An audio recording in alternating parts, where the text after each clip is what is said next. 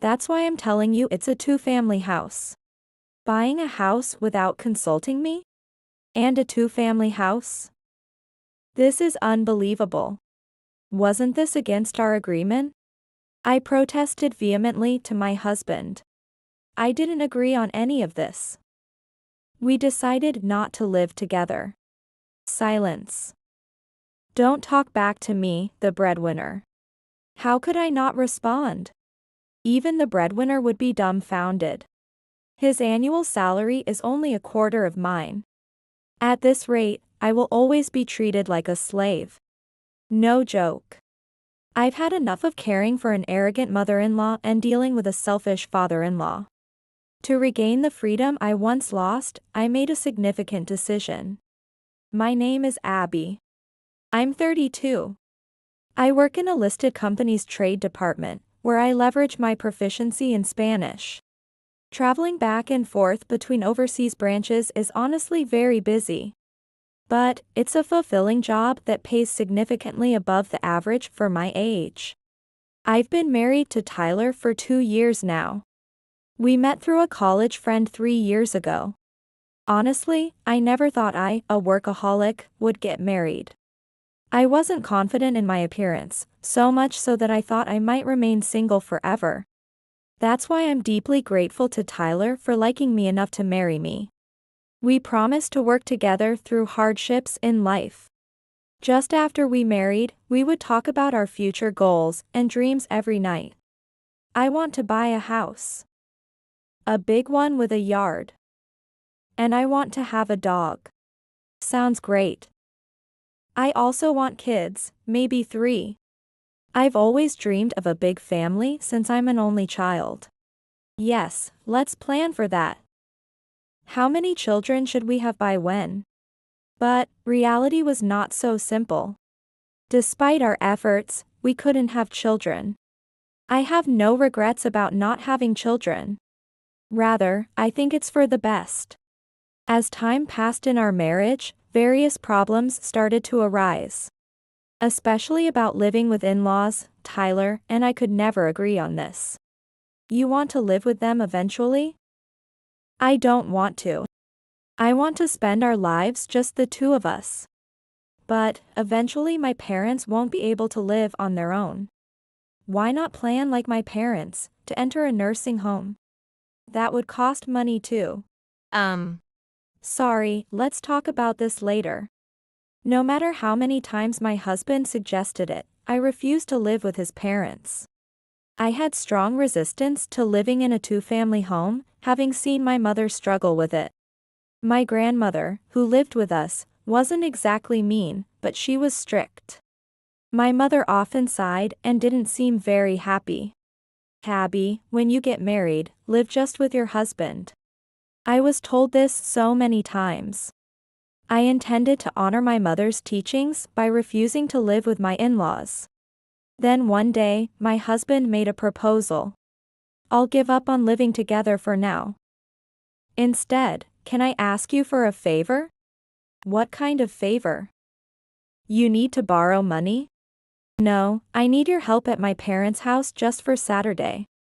Just the other day, my mother-in-law fell down the stairs at home and hurt her back, making it hard for her to do household chores. Weekends are precious time for my relaxation. It's hard to give that up to take care of in-laws. But if I refused, Tyler and his parents might feel hurt.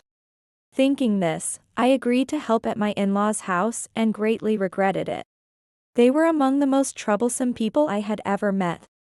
My mother-in-law Helen loved casinos and slot machines more than anything.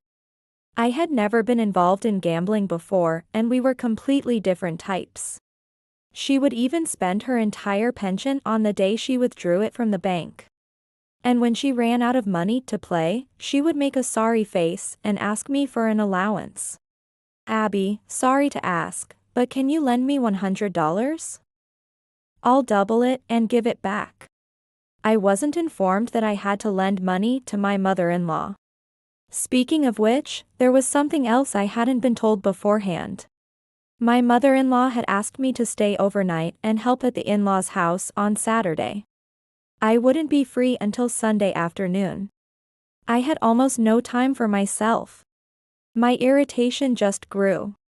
I never saw the money I gave to my selfish mother-in-law doubled and returned. It was practically like throwing it down the drain. Frankly, giving her an allowance was a pain. When I mentioned this, Tyler apologized with a face much like his mother's. It'd be terrible if Mom borrowed from shady dealers, right? I just want to avoid that. So I should just quietly give her an allowance? Why don't you do it? Sorry. I really feel bad. My mother-in-law, who never hesitated to impose on me. Once, it got late returning home, so I bought some ready-made dishes and served it. The way my mother-in-law spoke at that time. I can still vividly remember the anger from that day. Abby, are you trying to make us eat ready-made food? Sorry. I didn't have time to cook today. Unbelievable. Who do you think you are, making your in-laws eat this? What's so wrong with serving ready-made food? If you have any complaints, I'd appreciate it if you'd at least make your own portion and eat it first. When I said that, my mother-in-law gave me a displeased look, glared at me, and sighed. Spending time together like this, my mother-in-law's attitude kept getting worse. Whenever I voiced a slight opinion, she would quickly raise her eyebrows. I always tell you not to be impudent. Do you want to get punched? Mother, please stop being so harsh. It's all your fault. Keep talking nonsense, and I'll make Tyler divorce you.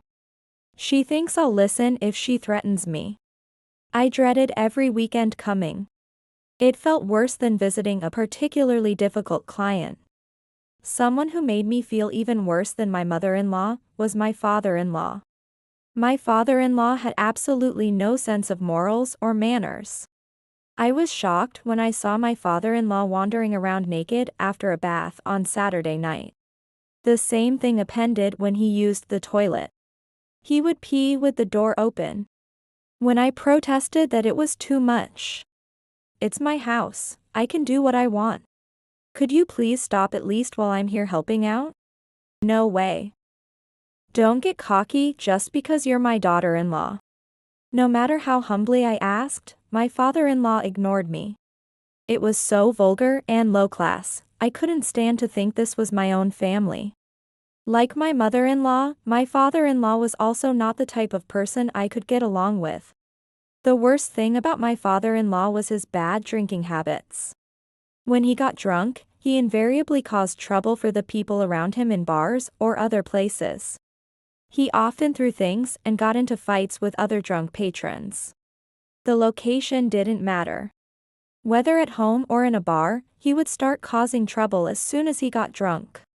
Every Saturday night, when my father-in-law drank outside, I was the one who always had to pick him up.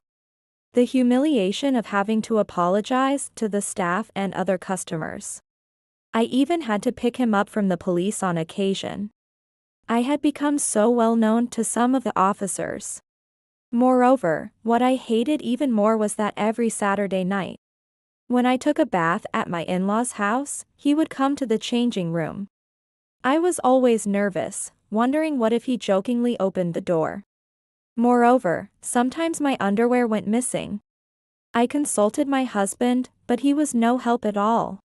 The loss of my underwear did not stop, and it kept disappearing one after another. Because of this, I had to take my own measures for self-defense.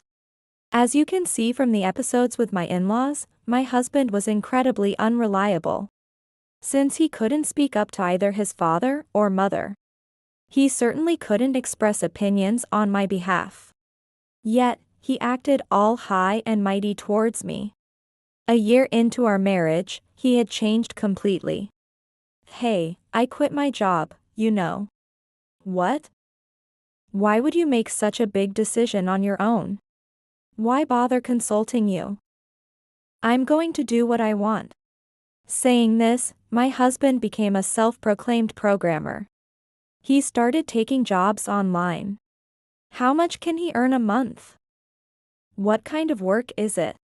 When I asked him these questions, he looked annoyed. Shut up. I'm gradually increasing my clients. You should have resigned after ensuring a stable income. You're annoying. Don't complain about everything I decide. It was clear that he was depending on my high salary. When we got married, we opened a joint bank account in my husband's name. And we deposited money into it every month. Ever since my husband became a programmer, the money in that joint account had been decreasing rapidly. When I asked what he was using it for, my husband only gave vague replies. I spent it on meetups with fellow programmers and stuff like that.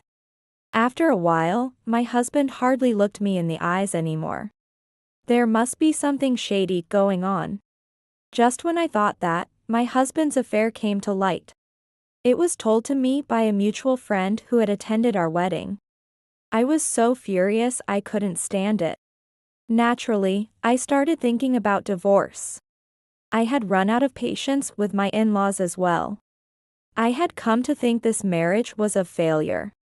It was during this time that I was scheduled for a month-long business trip overseas. The destination was Spain. I would stay at a branch and participate in an ongoing project there. I was so happy to be alone for the first time in a long time. Who could have imagined what was happening when I returned home? A month passed quickly, and when I returned home, shocking news awaited me. I bought a house. It's the home I've always dreamed of.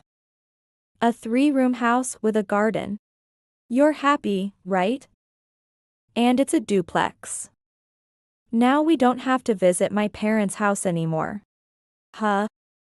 Wait, I don't understand. You bought a house.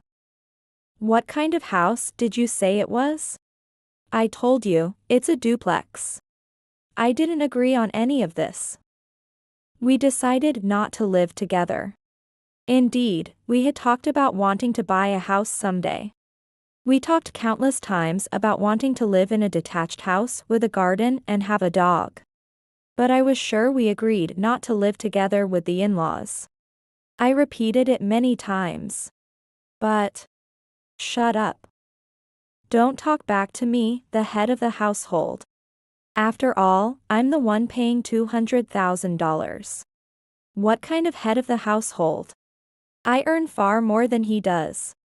He's fully intending to leech off me. And then, I noticed something unbelievable in the real estate documents. Neither my in-laws nor my husband seemed to have noticed. What kind of contract had they signed? It's unbelievable to make such a major misunderstanding in a real estate purchase contract. The bill was $2 million. Huh? What are you talking about? $2 million? What's that about? That's what you said about the house you bought. It's written right here, isn't it? Huh? What? What does this mean? The color drained from Tyler's face. What do you mean? It's just as it sounds. It seems Tyler bought the house through a real estate agent claiming to be an acquaintance of his father. However, it was later revealed that he didn't know any such real estate agent. Perhaps he forgot due to drinking, or it might have been a scam. Tyler ended up buying a house for $2 million because he was deceived. I suppose saying you didn't intend for it to happen won't cut it, huh? What? Isn't there something like a cooling-off period? I wonder. It doesn't seem like the contract is that easily breakable. The property is a 3-story reinforced concrete building in a quiet residential area in the city center. With good sunlight. The interior and exterior renovations are complete, and it looks as clean as a new building. It has a garage on the first floor, is not far from the station, and is close to supermarkets and hospitals. If it really was $200,000 under these conditions, it would be a steal. In fact, it's unbelievable. Tyler is shivering as he stares at the documents. I had run out of patience with him. Hey, Tyler, let's get a divorce. I can't live with you guys anymore. What? What are you saying all of a sudden? I'm not getting a divorce. Abby, you're running away because I accidentally bought a house for $2 million. Yes. Do you think I can live with a man who makes such ridiculous mistakes? Tyler bit his lip and looked down, clearly regretting it. It was apparent how much he regretted his actions. The account that was debited appears to be the one we were using together. When Tyler mentioned joint responsibility between spouses, I flatly denied it. Then, you should have consulted me before making such a contract. What the heck? You went ahead and planned and bought it while I wasn't around. What kind of joint responsibility is that? Well, that's true. I thought you wouldn't accept living with my parents unless I pushed it through like this. Didn't we agree earlier that we wouldn't live together? You tried to push it through with sneaky methods, and that's why you're being punished now. You brought it upon yourself. Tyler fell silent, looking down. I was completely fed up and didn't want to say anything more. I was also tired from the business trip. I decided to discuss divorce with him again tomorrow. The next Saturday, a rare visitor came to our apartment. It was my in-laws. Until now, I had always been the one to visit them. They rarely came to us. It seems they were informed by Tyler about the $2 million house. Both the father-in-law and mother-in-law had serious expressions. As soon as they saw me ready and coming out of the room, the mother-in-law glared at me. Divorce is absolutely not allowed. Right now, you two are facing incredible trouble. So you must overcome this together. You got that? Overcome together? The one who bought the house without telling me and did everything secretly is Tyler, right? I'm completely innocent, so please don't drag me into this. In fact, I'm getting a divorce. I don't want to be burdened with any payments. What is that supposed to mean? You're planning to run away because things got tough? I won't allow it. Honestly, I've been wanting to divorce even before this $2 million issue came up. Both the father-in-law, the mother-in-law, and Tyler tilted their heads. All three of them had no idea what I was talking about. I decided to take my time to explain just how much I regretted this marriage. Really, I've always thought of how much I hate this marriage. Mother-in-law, do you even realize how awful you've been to me? Do you remember the horrible things you've said? Horrible things? What are you talking about? I don't think I've said anything like that. Do you really not remember? Or did you not think those were horrible things to say? Like, do you want to get punched? Or calling me a terrible wife? You've been saying things like that to me, right? It was because you were terrible, I had no choice but to say it. I don't recall ever being terrible. Even when things were tough, I managed the household chores properly. No matter the reason, such abusive words are absolutely unacceptable. It seems my mother-in-law didn't even understand such basic things. No matter the reason, saying, "Do you want to get punched?" to someone is a threat. It's grounds for a lawsuit for damages. Huh? But I was just trying to scare you. That's exactly why it's wrong. It's a threat, right? You've also said things like, "I'll make you divorce if you keep talking back." That's definitely not acceptable. I've been keeping notes of all the awful things you've said to me, you know? Helen's face turned pale. It seems she realized she would lose if this came to light. The words about being liable for damages seemed to have an impact.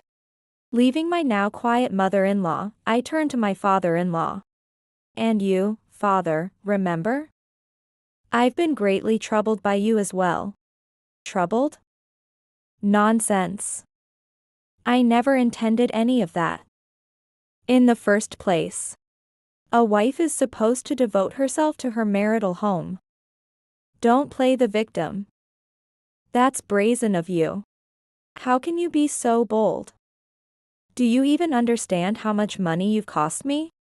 I've been keeping precise records of how much and when I've had to pay because of you. Payments? Are you talking about the alcohol? No, I don't remember that. Don't drink to the point of losing your memory. I've said that many times, but it seems my father-in-law doesn't remember it all. He often broke things in the bar when drunk, adding up the cost of meals and compensations for damaged items. I've spent over thousands of dollars because of my father-in-law. It's truly a case of "and many a little makes a mickle." Hearing this, my father-in-law's face looked like he was about to cry. Are you saying I should pay that back? Don't say such harsh things. Aren't you a wife? Like I said earlier, it's the wife's duty to devote herself to her marital home. Isn't it? No, it's not. Who on earth decided such a ridiculous thing? Just listen and pay it back. It's not just about the money, you know? Father, you've stolen my underwear several times, haven't you? Huh? You? Have you been stealing? No, that's not it. I didn't steal any panties. At that moment, the father-in-law hastily covered his mouth. I had only said underwear, not a panties. The father-in-law had dug his own grave. Helen's face turned bright red. Unbelievable. Aren't you ashamed to do such a thing? I'm telling you, I didn't steal anything. It must be some mistake. No. It's no mistake. You are indeed an underwear thief. Look, here's the evidence right here. When I showed the smartphone screen, both in-laws were speechless. The father-in-law came to the dressing room, glanced at the bathroom door, and took my underwear.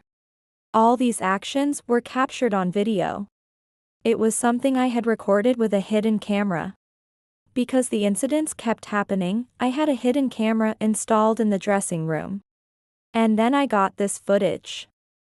By the way, it wasn't just this one time that my underwear was stolen. This foolish father.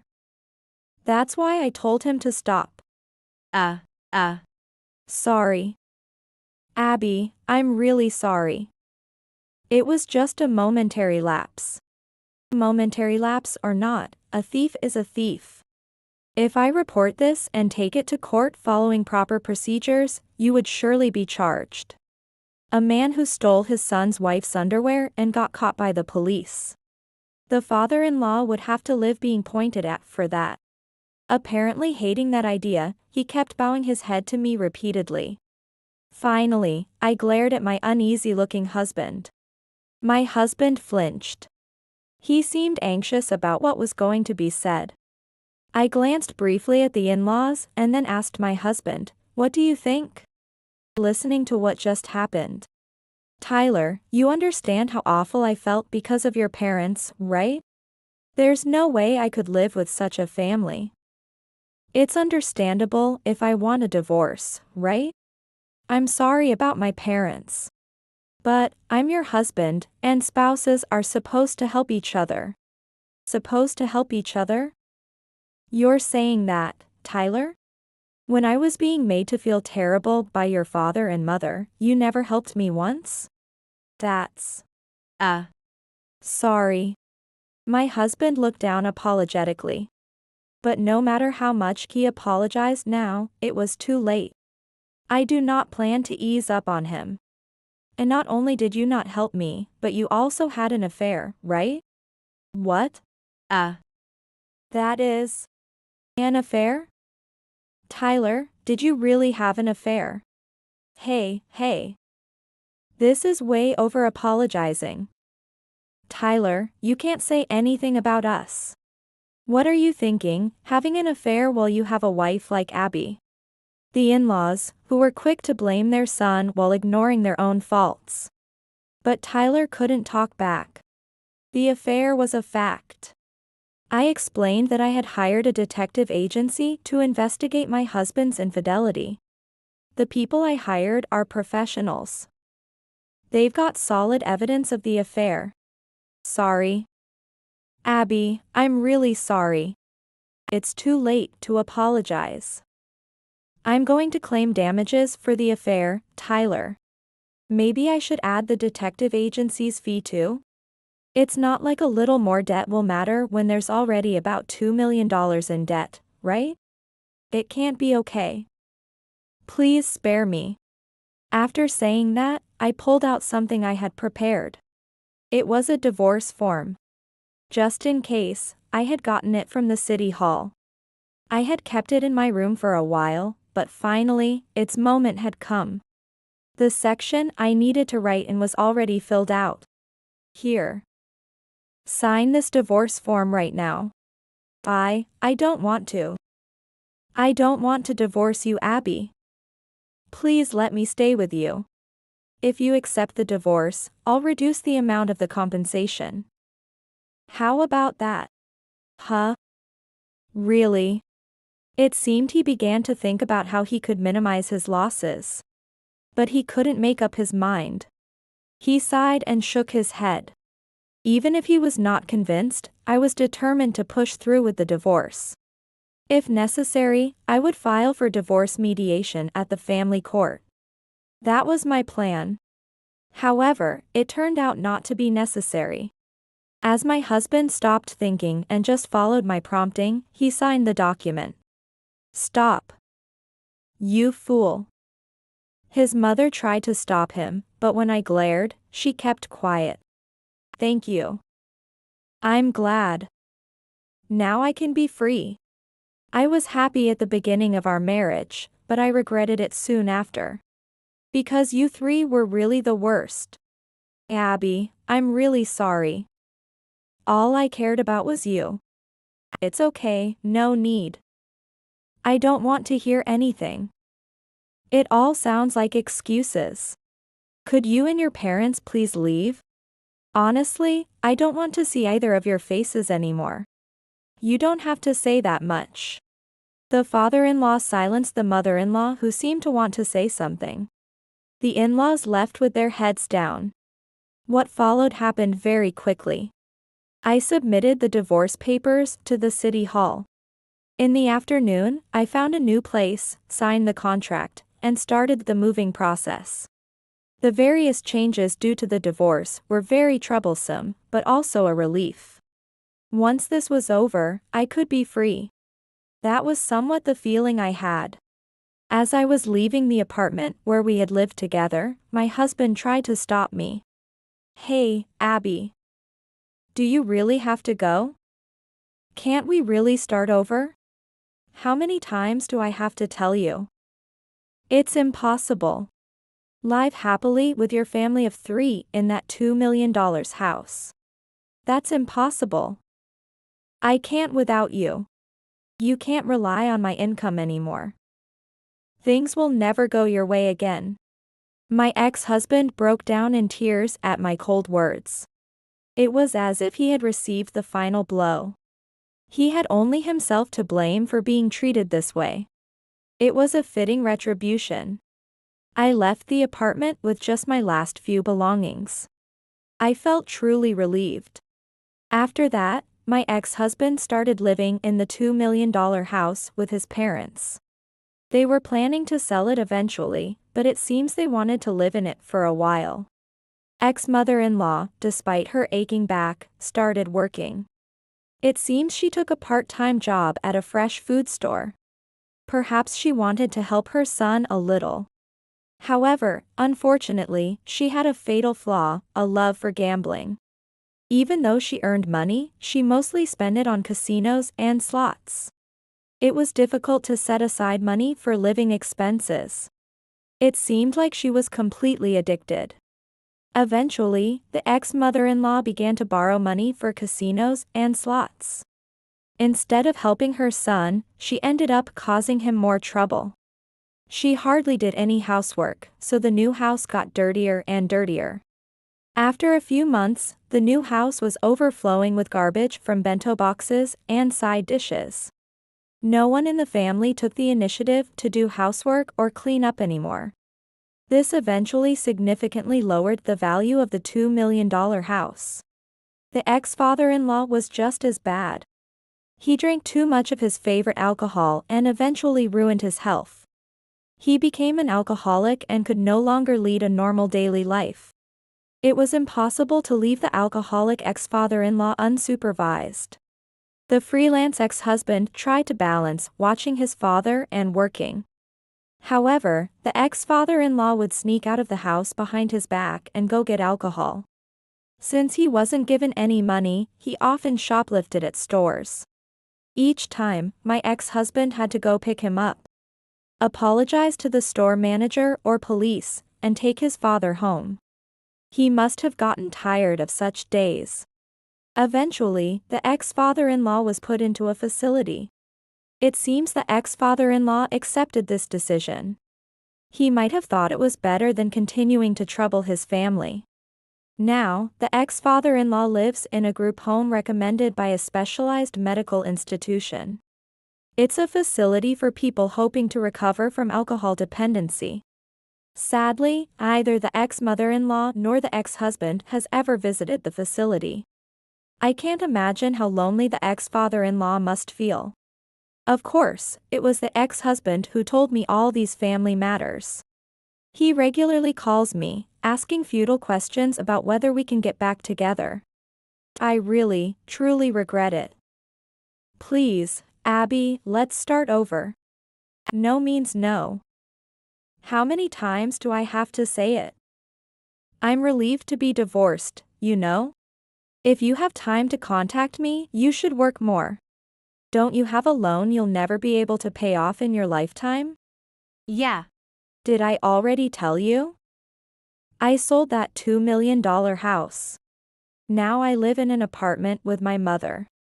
I wanted to sell it for as much as possible, but it didn't even reach $500,000. The appraisal was low. The inside of the house was in terrible condition. He talks as if it's someone else's problem, but he's to blame for not taking the initiative to clean. The new house became increasingly dirty as no one did the housework. The garbage from the bento and side dishes attracted many undesirable insects and mice. Because of this, the inside became even dirtier, and eventually, the neighbors reported it due to the bad smell. When the police arrived, there was reportedly a significant stench of decay coming from the house. Thinking such a house would sell for a high price was a huge mistake. The neglect of the house by the ex-in-laws and ex-husband is to blame. The remaining loan is $1 million and several hundreds of thousands. Even I, who consider myself a high earner, am horrified by the amount. I'm busy, so I'm going to hang up now. I have to prepare for a business trip overseas. Sorry. Then, later. Don't call me again, please. Just hearing your voice makes me sick. Besides, I'm seeing someone now. I don't want to cause him any unnecessary worries. You understand, right? I understand. Sorry. Pushed away by me, my ex-husband apologized with a lonely voice. I was the one who hung up first. It feels like everything is finally over now. I'm going on a business trip overseas. My current boyfriend, like me, travels both domestically and internationally. We respect and admire each other's values, and I've met someone truly wonderful. If it weren't for my marriage to my ex-husband, I might not have met my current boyfriend. In that regard, I might owe my ex-husband a little gratitude. Having had such terrible experiences, I want to be 2 or 3 times happier now. I am spending my days positively with that feeling.